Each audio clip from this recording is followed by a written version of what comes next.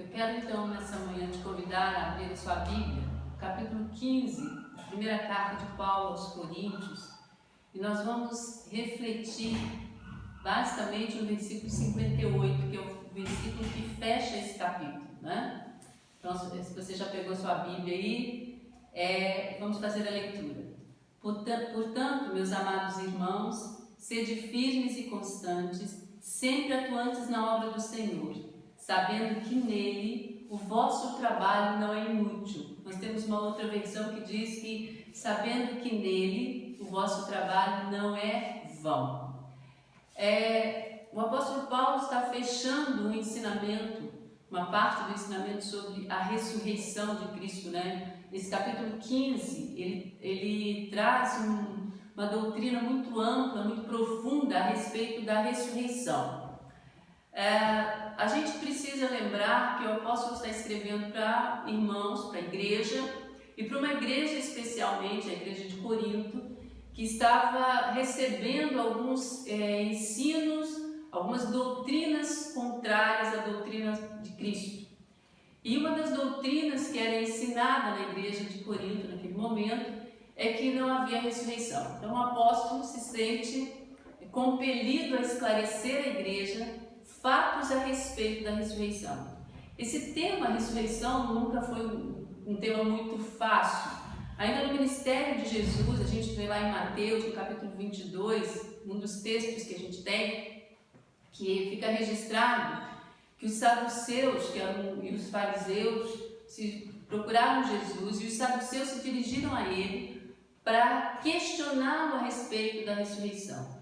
Então havia dúvidas sobre essa questão da ressurreição, como seria, o que seria. Aqui o apóstolo Paulo não está falando de uma ressurreição que já era conhecida, porque nós sabemos que no ministério de Jesus ressuscitou algumas pessoas. Lázaro é um exemplo de que a gente tem sempre em mente de alguém que foi ressurreto, de alguém que foi chamado da morte para a vida. E essa experiência de ressurreição de Lázaro é diferente dessa ressurreição que Jesus está falando aqui que Paulo está falando aqui no capítulo 15, porque Lázaro voltou a morrer, né? Ele foi ressurreto, mas ele voltou a morrer. Então havia essa dificuldade de entendimento, e a partir dessas dificuldades, a partir dessas crenças que iam se desenvolvendo no meio do povo, a igreja começa a receber essa doutrina de que não havia ressurreição, que a ressurreição não era aquilo que Paulo pregava ou que Jesus tinha pregado.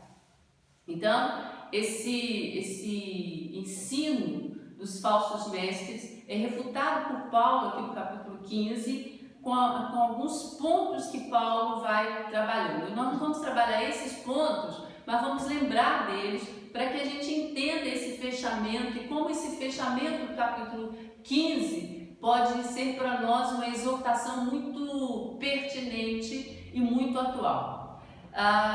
Como é que Paulo refuta então o ensinamento dos falsos mestres? Primeiro, no capítulo do verso 1 a 11, ele assegura que Cristo ressuscitou, de acordo com as Escrituras, de acordo com o Antigo Testamento, de acordo com todas as profecias que foram feitas a respeito do Messias. Cristo ressuscitou.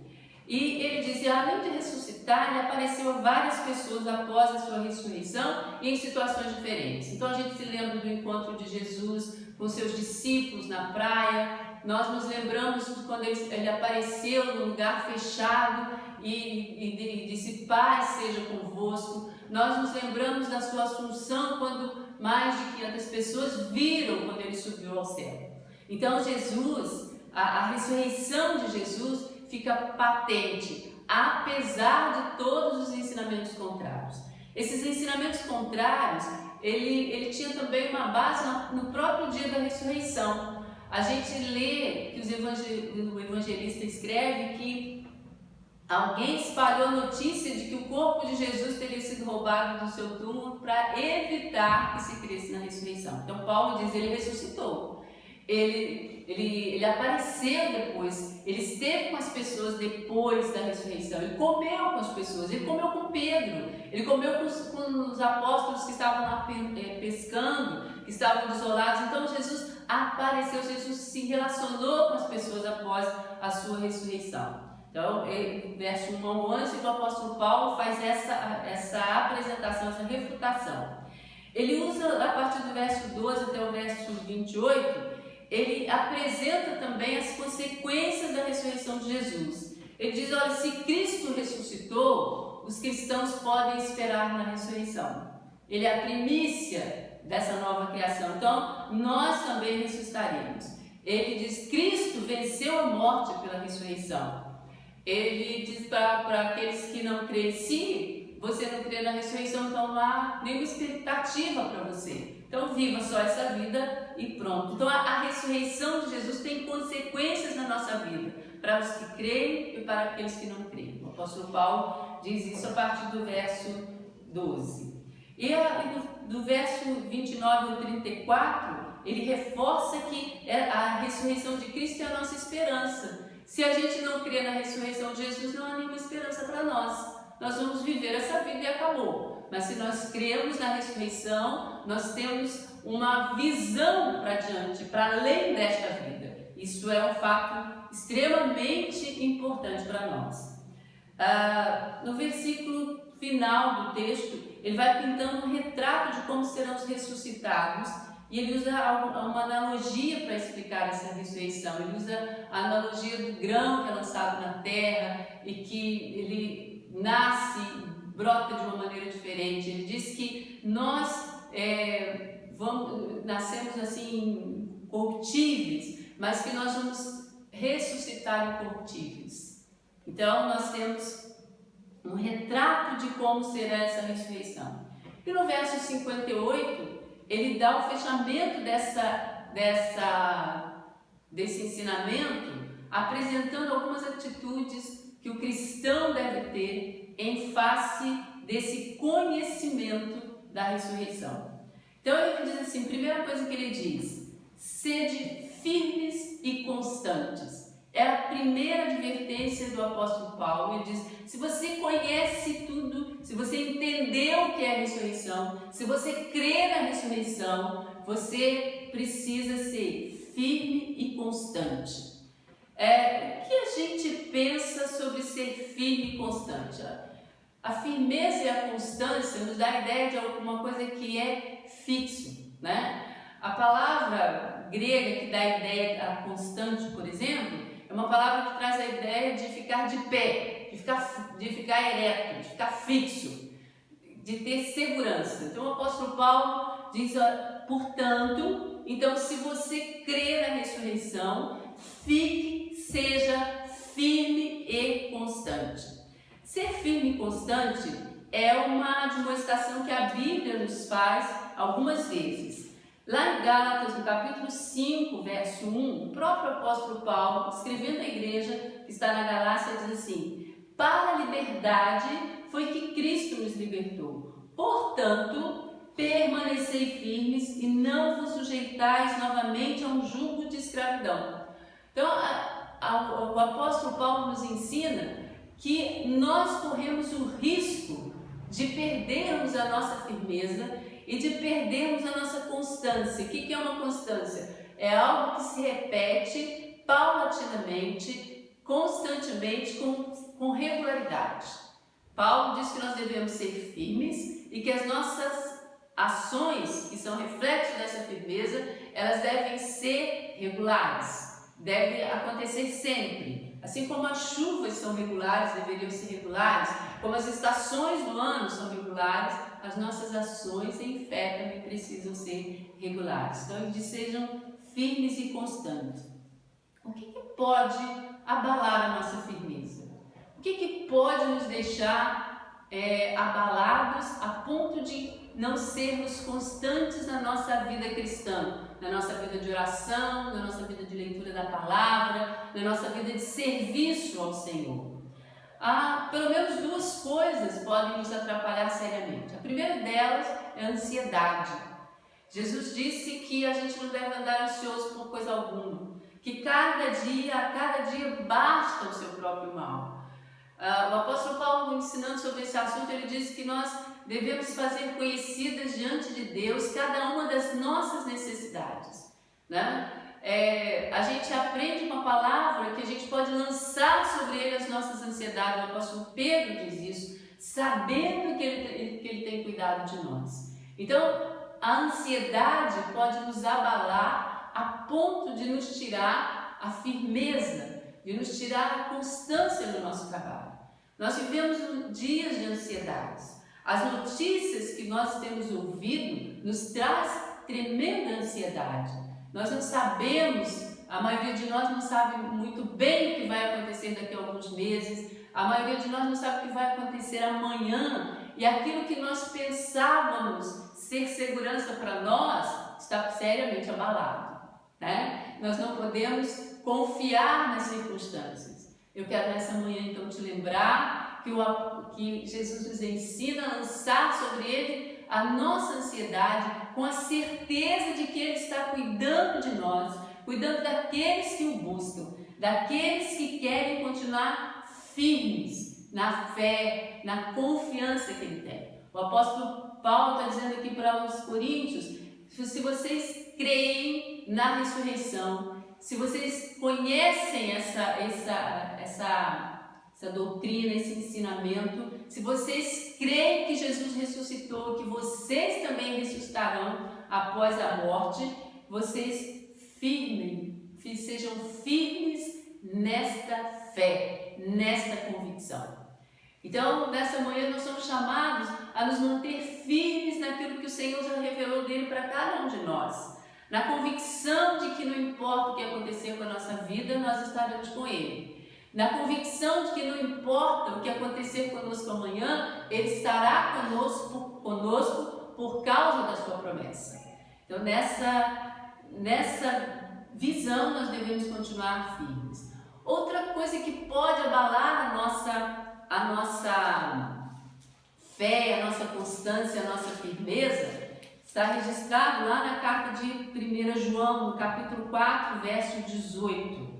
O verso 18 desse capítulo diz assim: no amor não há medo, pelo contrário, o perfeito amor elimina o medo. O medo é algo que nos paralisa, pode ser algo que nos paralisa. O medo pode nos impedir de continuarmos firmes, crendo, caminhando com a certeza de que o Senhor está cuidando de nós. Então, nós precisamos lançar sobre o Senhor a nossa ansiedade e devemos deixar que Ele cure o nosso medo. Não é pecado ter medo, é problema ser dominado pelo medo. Nós precisamos dar lugar ao Senhor, dar lugar ao Espírito de Deus, para que Ele cure as nossas dores, Ele cure o nosso medo, Ele tire de nós esse temor pelo que pode acontecer. Esse temor de não saber como lidar com cada situação que vai aparecendo na nossa vida. Então nós queremos nessa manhã que o Senhor trabalhe no nosso coração para que a gente continue firme naquilo que nós cremos e constantes naquilo que nós precisamos fazer. A gente é chamado para ser firmes e constantes em meio às dificuldades. Em 2 Pedro, no capítulo 2, verso 19, vou ler aqui para a gente, na segunda carta de Pedro, ele nos insta a fazer isso. Verso 19 diz assim: prometa, 1 de Pedro, verso 2, desculpa, 1 de Pedro, capítulo 2, verso 19, ele diz assim: pois digno de louvor é o fato de alguém suportar tristeza, sofrendo injustiças por causa da consciência para com Deus. Esse momento de instabilidade, esse momento em que a gente passa por dificuldades que são resultados da nossa fé, nós somos inquiridos pela nossa fé, nós somos testados na nossa fé, é momento de a gente nos mantermos firmes e constantes. E essa firmeza deve ser até o final da nossa jornada. Diariamente, dia após dia, nós precisamos ser firmes. Diariamente nós precisamos buscar no Senhor a força necessária para que a gente se mantenha firme, crendo na sua palavra, crendo na sua promessa. Mas o apóstolo continua dizendo o seguinte: sempre abundantes na obra do Senhor. O que é ser abundantes na obra do Senhor? Nós poderíamos trocar essa expressão toda pela palavra zelo. Sermos zelosos da obra do Senhor. E aí vem uma segunda pergunta para a gente: qual é a obra do Senhor? Às vezes nós pensamos que a obra do Senhor é a gente vir à igreja, é a gente participar de cultos, é a gente fazer determinadas ações. E é também estar na igreja, estar em comunhão, ler a Bíblia, orar, tudo isso é obra do Senhor. Mas quando a gente pensa em Jesus, que é o nosso mestre, a gente vai lá em Lucas, no capítulo 4, no verso 18, a gente percebe que a obra do Senhor é uma obra ampla, é uma obra, é um trabalho que atinge pessoas. No versículo 18, o texto de Lucas diz assim: o Espírito do Senhor está sobre mim, porque me ungiu para anunciar boas novas aos pobres. Enviou-me para proclamar libertação aos presos e restauração da vista aos cegos, para pôr em liberdade os oprimidos e para proclamar o ano aceitável do Senhor. E, fechando o livro, devolveu ao assistente e sentou-se. Os olhares de todos na sinagoga estavam fixos nele. Então ele começou a dizer-lhes: hoje se cumpriu esta passagem da Escritura que acabais de ouvir. Jesus estava no início do seu ministério e ele vai num sábado à sinagoga, vai para cumprir as suas obrigações para com a religião judaica, e ele toma o livro, de acordo com o costume, o livro da lei, o Antigo Testamento, como nós conhecemos, e ele então lê esse texto e diz que naquele momento aquela profecia estava se cumprindo. E aí ele pontua algumas coisas do que vão marcar o seu ministério e que marcam o ministério da igreja na terra.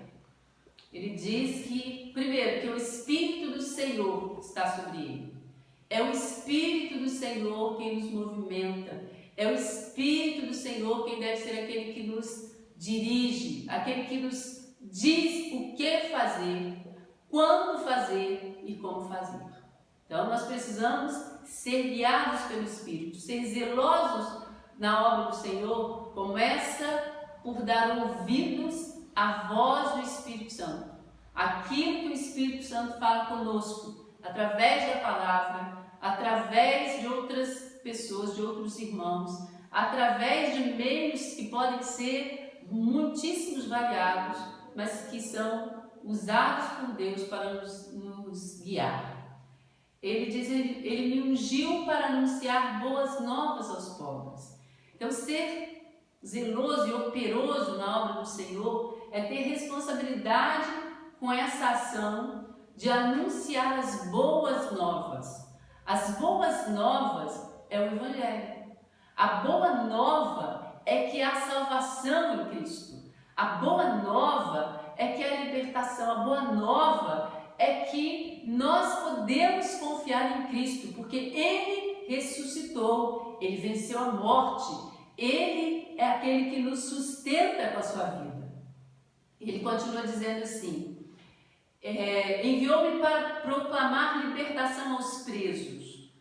O Evangelho é a palavra que traz libertação aos presos. Cativos de quê? Cativos do medo, cativos da ansiedade, cativos da expectativa de que as pessoas podem resolver os problemas, cativos de uma vida inútil, cativos de uma vida presa a vícios, a situações que podem levá-la a ser extirpada, terminada. Então, a palavra, o Evangelho, a proclamação do Evangelho traz libertação a todo tipo de prisão, qualquer tipo de prisão.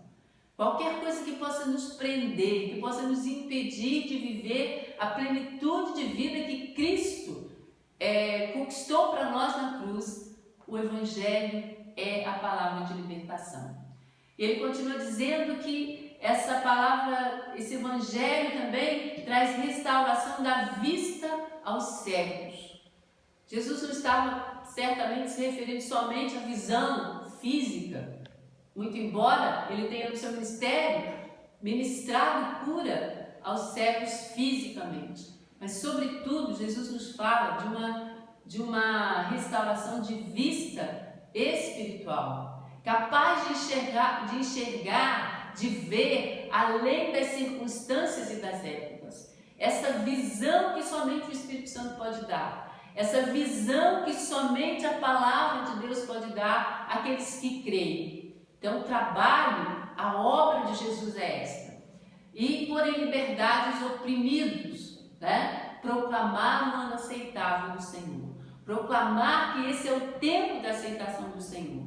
O apóstolo Paulo diz assim: sede firmes e constantes e sempre abundantes na obra do Senhor. A obra do Senhor é esta. Essa é a obra que nós somos chamados a fazer. Esse é o trabalho que nós somos chamados a fazer como crentes, como cristãos, como igreja do Senhor na terra. Então, nós somos chamados a manter o nosso zelo, o nosso cuidado bem focado, o nosso cuidado constante nesse trabalho de pregação da palavra. Aí você fala assim: mas como é que eu prego palavra? Eu não tenho dom da palavra, eu não sei, eu não sou pastor, eu não estudei. A pregação do Evangelho, ela é muito mais simples do que isso. É viver aquilo que nós aprendemos com o Senhor. Quando nós nos acercamos de alguém, nós chegamos para alguém e damos a ela uma palavra de consolo que nós recebemos do próprio Deus, isso é um trabalho do Senhor. A gente precisa ser zeloso nisso, a gente precisa ser constante nisso. Nesse momento que a gente talvez não consiga estar com as pessoas fisicamente, usar os meios possíveis que nós temos para falar com elas, para animá-las, para lembrá-las da promessa de Jesus, para dizer para elas que há sim restauração em Cristo, é uma ferramenta muito importante e é um zelo importante do trabalho que nós temos na nossa mão.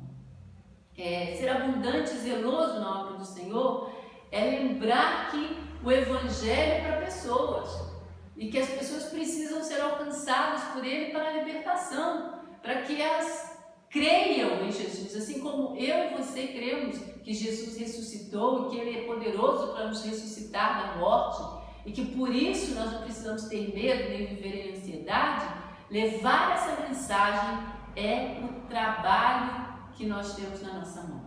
E é nesse trabalho que o apóstolo Paulo diz: seja constante, seja firme, seja operoso, seja zeloso, seja cuidadoso, trabalhe com afinco, use todas as oportunidades, use todos os meios, esteja atento ao que o Espírito Santo está falando com você. O apóstolo, quando termina o capítulo 15 de 1 Coríntios, ele deseja que o seu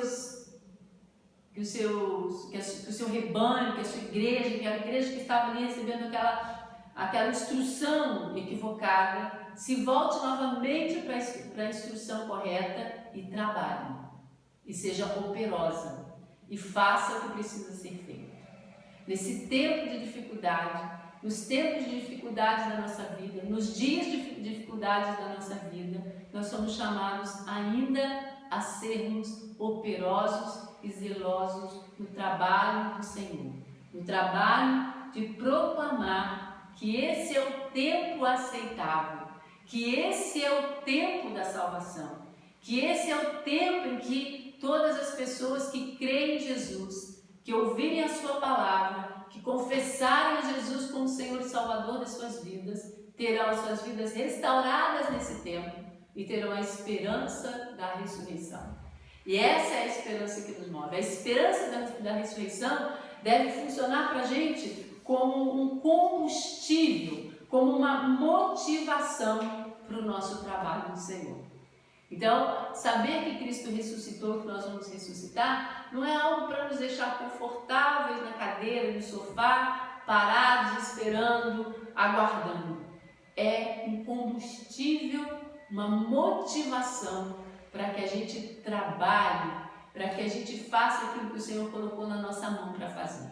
Nós podemos evangelizar de formas diferentes. Alguns vão usar a palavra, outros vão usar o cântico, outros vão usar outras habilidades que o Senhor nos deu para que as pessoas reconheçam que Jesus é aquele que tem poder sobre a morte, sobre o inferno, que ele venceu a morte, que o último inimigo a ser vencido já está vencido por Cristo, que nós não devemos temer por causa disso.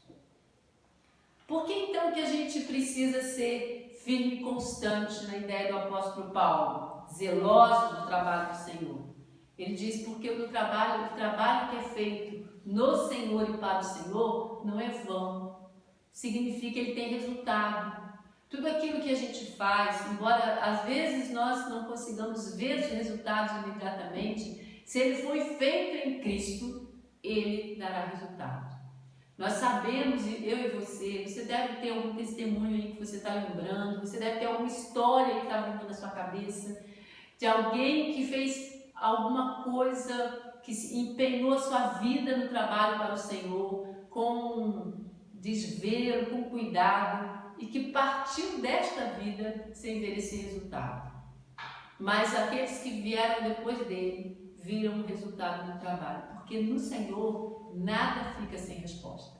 Deus sempre faz produzir aquilo que nós plantamos, aquilo que nós realizamos nele e para ele.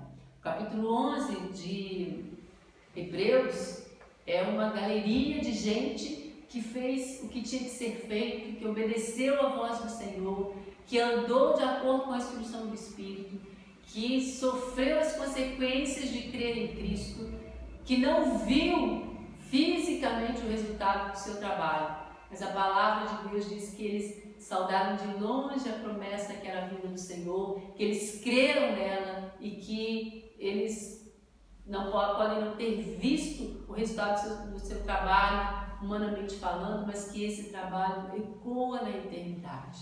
Então, aquilo que eu e você pudermos fazer, que vem a nossa mão para ser feito para o Senhor, no Senhor, na instrução do Espírito, na direção do Espírito, vai dar resultado para o reino do Senhor. Por isso a gente não deve parar, por isso a gente não deve desanimar. A gente também deve continuar sendo firme e constante, porque a ressurreição de Jesus e a volta dele, que é anunciada, deve ser sempre esse lembrete e esse estímulo para nós. Jesus está voltando. Essa frase, essa mensagem não deve escapar da nossa mente, não deve desaparecer do nosso pensamento, porque nós estamos a serviço dele. Enquanto nós esperamos a sua volta, enquanto nós aguardamos a ressurreição, enquanto nós aguardamos a transformação do nosso corpo, porque o apóstolo diz que aqueles que estiverem vivos, né, no capítulo 15, ele trata disso no capítulo 15, ele trata disso lá com os Tessalonicenses, que aqueles que estiverem vivos quando Jesus voltar, terão seus corpos transformados. Nós já estamos sendo transformados no nosso caráter, nós já estamos sendo transformados na nossa maneira de pensar, pela palavra, pela presença do Espírito Santo, mas o nosso corpo ainda é um corpo tendente ao pecado, a nossa vontade ainda é tendente ao pecado, mas a palavra diz que na ressurreição nós seremos completamente transformados, nós seremos semelhantes a Jesus, seremos parecidos com Ele em todas as coisas. Então, essa lembrança, esse lembrete para nós deve nos estimular ao serviço. O apóstolo Paulo nos chama ao trabalho, nesse verso 58 do capítulo 15 de 1 Coríntios. Ser firmes, constantes, zelosos no trabalho para o Senhor, sabendo que nele o nosso trabalho não é inútil. Não desista de orar, não desista de procurar aquela pessoa por quem você tem chorado diante do Senhor. Não desista daquela situação que para você parece muito difícil, impossível. Não desista, porque se o Senhor está te estimulando a continuar, significa que nele ela vai ter resultado. Então nessa manhã eu quero que você seja animado, eu quero que você seja restaurado na sua confiança, que você seja novamente irrigado da esperança em Cristo Jesus e que você continue no seu trabalho, naquilo que o Senhor te chamou para fazer, firme, insistente, confiante, crendo que nele, no Senhor, esse seu trabalho, esse seu esforço trará um resultado. Não somente para a sua vida, para a vida daquelas pessoas que estão envolvidas, mas para o reino de Deus, para o plano eterno de Deus. Eu quero que Deus te abençoe nessa manhã, eu quero que Deus te sustente com a sua graça nessa manhã. Eu quero orar com você mais uma vez e declarar sobre a sua vida, sobre a minha vida, sobre a vida da Igreja do Senhor, a renovação da esperança e da graça. Pai, nós te louvamos mais uma vez nesse dia, te agradecendo pela tua palavra, te agradecendo pelo lembrete constante que o Senhor nos dá, de que o Senhor já venceu todas as coisas, que o Senhor venceu a morte, que o Senhor é aquele que nos sustenta em meio às nossas dificuldades, que o Senhor é aquele que estabelece planos bons a nosso respeito e que os teus planos não são frustrados. Senhor, que neste dia, cada pessoa que esteve em contato conosco, cada pessoa que leu essa palavra, cada pessoa que ouviu essa palavra, seja renovada na sua força, seja renovada, Senhor, na sua esperança e continue firme no seu trabalho, constante, Senhor, no trabalho para o Senhor, firme na sua fé, firme, Senhor Deus, na convicção de que o Senhor está no controle de todas as coisas e de que o Senhor está nos guiando em triunfo, como diz a tua palavra. Nós somos gratos a Deus porque o Senhor tem nos dado esta oportunidade nesse dia. E nós abrimos o nosso coração para que o teu Espírito possa continuar nos guiando e falando conosco. Nós te oramos em nome de Jesus. Amém.